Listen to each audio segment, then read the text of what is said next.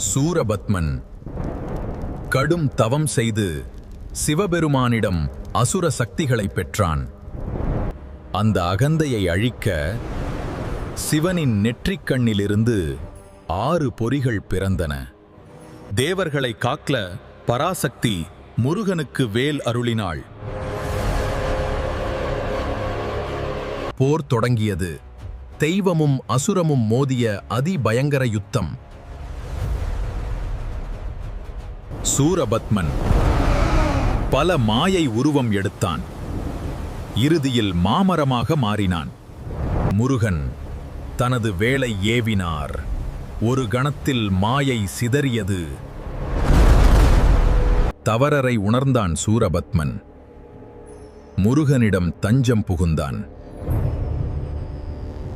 அழிக்கவில்லை, கருணையால் அவனை மயிலும் சேவலாக மாற்றினார்.